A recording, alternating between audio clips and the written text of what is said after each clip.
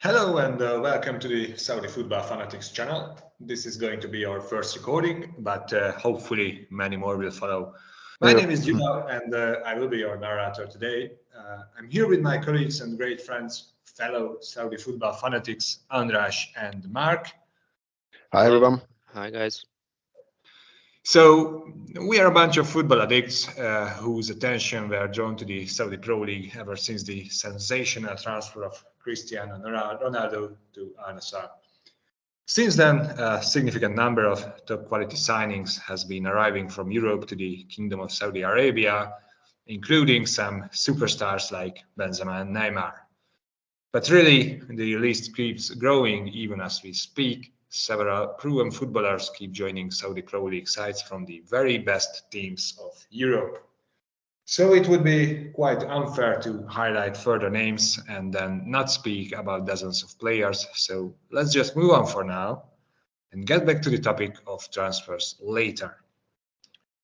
Just to mention it, this trend is no coincidence, and if you check the official website of the SPL, you can read the following statement regarding their goals. Access the Saudi Professional League to the top 10 best league in the world, technically, commercially, financially, and media-wise. A most recent statistic confirmed that the financial part of the statement is already achieved as the SPL is in the top 10 based on the market value of the players playing in this league. So we arrived to a point where we can safely admit that the prestige of the Saudi Pro League has been greatly increasing and keeps drawing more and more attention from Europe. Still, some people deny these facts and or distance themselves for whatever reasons from the Saudi Pro League. We do not care for these people. We are from the other group of people who recognize the footballing trends and that the SPL is on the verge of becoming one of the top leagues worldwide. And as football fanatics, we want to be connected to and follow this fantastic league. If you share our passion and vision, then you are at the right place. And if you are from Europe too, then you probably also noticed that the information available about the Saudi Pro League is scarce. Our vision is to fill this information gap and put together a sort of knowledge center about the Saudi Pro League, which is a mix of both quality and hopefully entertainment.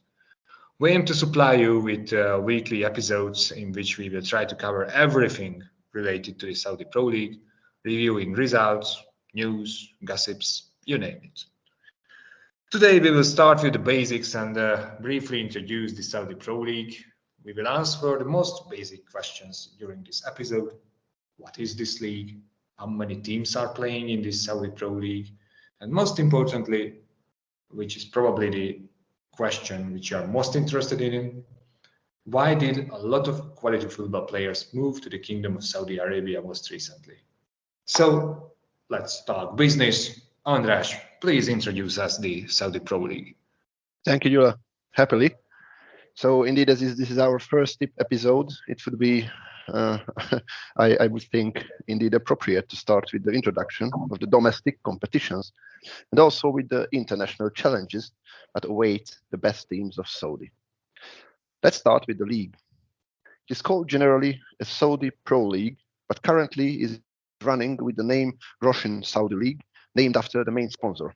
So abbreviation used in the logo of the league is also RSL, if you would care about and if you would see it and if you don't know what it stands for. So just to be crystal clear, when we say SPL or RSL, these are abbreviations, and with both we refer to the Saudi top division. Sorry, Andres, just continue. Yeah, thanks, you are well put. Although football in Saudi was introduced in a competitive manner, at least in a competitive manner already early in the 20th century, it was only played back then on a regional basis. The first football league nationwide was launched in 1976. After several changes in its system, I will not go into the detail now, but it took its final form in 2007, from which date the league is ultimately operating in a round-robin system. If you would not know what the the round-robin system as an expression mean?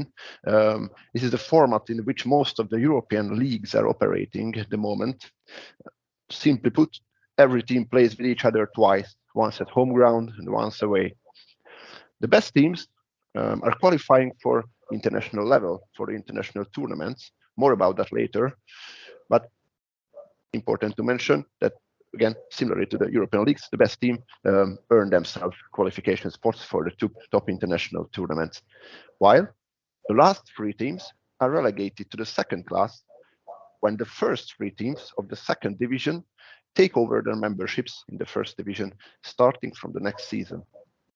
So really nothing special here to remember, at least for all those who are familiar with how usual European football leagues are operating. Interesting, though, that the league was extended starting from this year to 18 teams from the earlier 16 members. It was managed in a way that one less team got relegated from the top division, a lucky one, and one more team got gained membership in the first division from the second league. This caused, obviously, one-off impacts, such as Al Riyadh qualifying to the first division despite the fact that it obtained only the fourth place in the second division last season. Needless to say that it will certainly be a challenge for them to keep their membership in the first division. But of course, we will introduce this team as well in the forthcoming episodes. Thanks, András. This indeed was a thorough introduction. Sorry to interrupt. Just to briefly summarize this well-rounded introduction, the SPL operates with 18 teams. Everyone plays with each other once on home soils and once away, and 3 teams get relegated. So this is very similar how the top leagues in Europe work, actually. Yeah, that's a great summary. And then to move forward, to go with the cup, just like other countries. Again, András, please. Thanks. But before we move on, I think to the cup, we should talk a little bit about the financial background and the name of the league. Russian. Saudi League. As a first step, we get to know with the Public Investment Fund, I think, or maybe well known as PIF, which may be familiar to our followers regarding the previous Newcastle takeover and many other investments.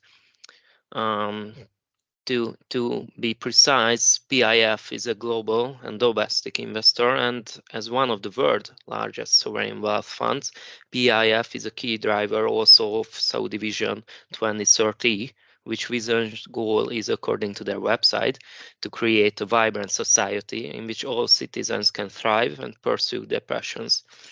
The vision is happening in pillars such as this thriving economy or the vibrant society, and with the help of several programs, for example, the Public Investment Fund program. To level up the football culture in the country is also a step of the vision and of the opening to the Western world. The PIF has several companies with different goals, from which one of the most important one from a football perspective is Roshan, which entity's main goal is to contribute in the development of the kingdom's real estate area, to be the most trusted real estate developer, and to improve quality of life for the kingdom's citizens. Beyond that, also PIF is really important in the incoming of many great players, Gyula mentioned before, since in the summer PIF took control over 4 of the biggest clubs of the league, which are Al Hilal, Al Ittihad, Al Nassr and Al Ahly. Mainly, this is the reason why these teams are the most attracting for the greatest stars, I think. Although, as we can see from the transfer window activity of many other clubs, they are also wealthier than most of the European ones, such as Al Ettifaq or Al Shabab, with the signing of Henderson, Carrasco, and so on. Thanks to that, the upcoming season, or maybe seasons, hopefully seasons, promise to be more exciting than ever before. Yeah, just really one comment here, because I think this is not common knowledge. In Europe, we often hear about the financial fair play regulations, or commonly known as FFP. And as many of you heard about it, probably the set of rules aim to limit the spending power of the regulated clubs, or with other words, to prevent overspending. This is a UFA-wide regulation, meaning that it affects only European clubs, so the football clubs competing in the Kingdom of Saudi Arabia are obviously not subject to these limitations. And this is why, in my point of view, the already heavy transfer spending we have experienced recently is just the beginning. One more point to raise here is that the PIF Mark mentioned is the same PIF which acquired Newcastle United recently. And if you follow the transfer news and gossips of English football, you may have heard that Newcastle's transfer options were limited this summer. And this is exactly because of the FFP I mentioned before. But be assured, you won't hear similar news concerning, for example, Al Hilal or Al Ittihad. That's for sure. So I would continue with the domestic cup, unless Mark wants to interrupt me again and destroy the introduction. Mark? No, Andres, I don't think so this time. Thank you. Then I'm You're freely welcome. moving forward. Then. Okay. So the Saudi Arabian Football Federation also organizes the domestic cup, just like any other European counterparts of this federation. And the name of the domestic cup is the King Cup. Yeah, let's be honest, this is a much cooler name than, for example, Carabao Cup. Indeed. Yeah, agree. Also, just like in the case of other countries, clubs from lower divisions can also register for this tournament. Apart from the cash prize, the winner is receiving an automatic qualification spot for the ACL Champions League. But more about that later. Just mentioning this fact to emphasize the importance of this tournament. 10 clubs have won the cup so far, out of the 47 tournaments that took place already. Al Ahly is the record winner with 13 trophies, basically making it as the Athletic Bilbao of Saudi Arabia, a true cup specialist football club. Al Ahly is followed by the rest of the so-called top four, Al Hilal, Al Ittihad, and Al Nasser. Although Al Nasser won the cup in 1990 at the last time, it was not today, that's for sure. However, from this stat, you can see that the biggest teams are actively seeking to win this cup, and nothing else could better emphasize its prestige. The Kingdom, and thus the RSL, is part of the Asian Football Confederation, which covers Asian countries as well as Oceania.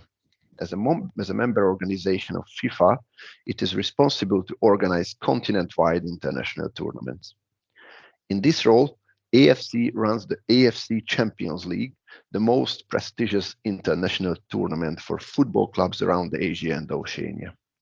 Similarly to how the UEFA Champions League qualification process works in Europe, all the countries' domestic leagues are valued in coefficient points measured based on the past year's international results and successes of the league's teams. Basically, the higher amount of coefficient points a league has, the more team from this league has the chance to qualify for the Champions League. So again, nothing really unfamiliar or spectacular for those who are familiar with the European way of allocation Champions League spots between the member countries' leagues. Okay, so thank you. Let's move to the topic of the prestigious ACL Champions League then. Just curious, how do the Saudi teams perform at international level? Good question. And as you would guess, the Saudi League has currently the highest coefficients in the whole continent, making it the top league in the eastern half of the world, followed by Japan, South Korea, and Qatar.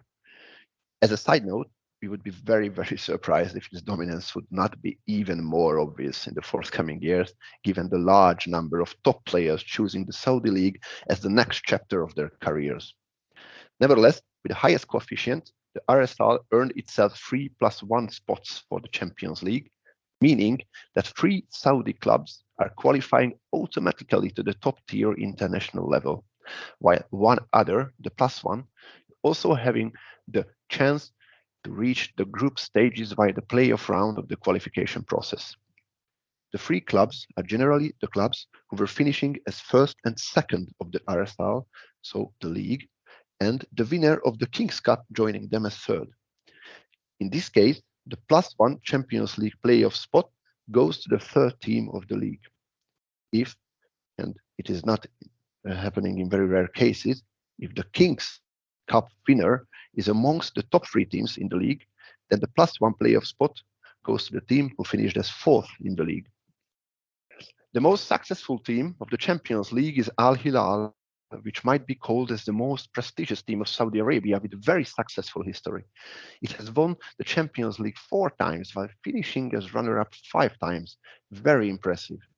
Another successful Saudi team in this series is Al Ittihad, the reigning champion of the Russian Saudi League, with 2 titles and 1 runner-up position. Needless to say, after signing up the most recent Ballon d'Or winner Karim Benzema, they will have every chance this year to increase the number of their Champions League trophies to 3. I believe we can all agree that Benzema certainly has experience in how to win a Champions League. No other Saudi teams have won this prestigious trophy so far, but 3 others have silver medallions already, namely Al Ahly, Al Shabab, and Al Nasr. However, with the exception of the second one, gained by Al Ahly, these have all been obtained in the previous century. Not today, again, it was still not today, but please do not be mistaken. The number of trophies held by Saudi teams will increase without doubt in the glorious future that awaits Saudi football. Yeah, just to emphasize this, the Kingdom of Saudi Arabia is the 3rd most successful country in the history of the Champions League. Only Japan and South Korea were superior to the teams of the Russian Saudi League. However, as you already mentioned, András, we can expect Saudi dominance in the tournament really sooner rather than later. That's for sure. That's for sure. On an international level, if I can continue, then it is also important to mention the AFC Cup. This is the 2nd-tier league in a continental level, so basically equivalent of the European League, which runs in Europe. The difference compared to the European system is that currently only those nations' teams can qualify to this tournament, which nations did not receive any qualifying spots to the Champions League. However, important to note that this will change very shortly, as the AFC is constantly developing by implementing working experiences from its European sister organization. Accordingly, it already introduced a 3-tier system starting from the 24-25 season. AFC Champions League will be renamed as AFC Champions League Elite as a top-tier tournament. Not much of a change, but makes it much cooler. This will be followed by the AFC Champions League 2, which replaces, in terms of functions, the AFC Cup. And there will be, which is certainly a new one, a 3rd-tier tournament as well, should be called as AFC Challenge League. This will be basically the Asian equivalent of the European Conference League as a 3rd-tier league of Europe. The qualification to these from 2024 will be now very similar to the 3-tier European system. Obviously, as the Champions League starts very soon in Asia, we will constantly monitor its development and discuss the more interesting matches in the later episodes of this podcast. So believe us, more to come. Yeah, I'm already very excited about these tournaments, but let's just not rush forward and get back to the national frontier. I agree, Jula, but before that, and sorry for interrupting everyone, do not forget to mention one of the most prestigious competition, the Arab Club Champions Cup, which is organized not only for the Gulf region or Asia itself, but for 37 top division clubs from the Arab football world. Yeah, really a necessary interruption. Thank you, Mark. Indeed, this is another tournament. Looking forward to Saudi dominance, surely. All right, please introduce us this club briefly before we get back to the original topic, the SPL. Okay, Jula, so now a little history lesson. The Arab Club Champions Cup was founded in 1981, and the tournament was held alongside the Arab Cup Winners' Cup and the Arab Super Cup throughout the 90s and the early 2000s, until the Cup Winners' Cup and the Super Cup were merged with the Champions Cup in 2002. The tournament's first ever champions were Iraqi club Al-Shorta, who defeated the Lebanese side Nejmeh in the final over 2 legs in 1982. To give you some fun fact, except for this first edition, no other Lebanese team were able to make it to the finals ever. Since the merger of the aforementioned cups, African teams ruled the league, mainly by the record champion Esperance de Tunis with 3 gold medals. However, in overall, the most winners were given by the KSA, 9 to be precise. Just in case of the aforementioned Champions League, Al Hilal is the most dominant Saudi team in this cup as well, with 2 titles and 3 second places. And also Al Shabab, which has had a brighter past than its present, has 2 victories, such as Al Ettifaq. The reigning champion, as you may know, is Al Nassr, which is not so surprising, to be honest, after the arrival of Mr. Champions League. Yeah, it's not a surprise indeed. But tell us, who are the record winners? Beyond the already mentioned Tunis, Al Rashid from Iraq also has 3 titles, and just like Al Ettifaq, Al Ahly or Al Nasr is still unbeaten in the finals. And I think we can get back to the domestic league. Agree? Yeah. Let's get back to the domestic level. Russian. Saudi League. So we talked about the basics of both the domestic leagues and the international cups. We will introduce the current top-tier teams in the forthcoming episodes. And by the way, we are getting close to the end of this episode. But before we finish and wrap up this one, let's talk about the structure of the Saudi Pro League a little bit. I mean, about the structure is which are the most represented cities, what are the biggest rivalries. So is there anything like the Classico? What can you help me, guys? Yeah, good question. I will start to answer it with Riyadh, probably, which is the most heated city in terms of playing football in Saudi Arabia. Riyadh, as the capital of Saudi Arabia, can safely be called, I believe, as the most successful football city in the country.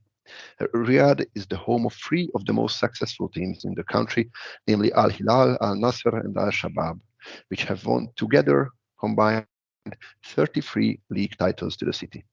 Apart from these teams, as mentioned earlier, just Mark interrupted me, a 4th one is also competing in the 1st division this year again. It is Al Riyadh, although obviously it has the lowest chance to win the trophy this year, given that it has just qualified to the 1st division.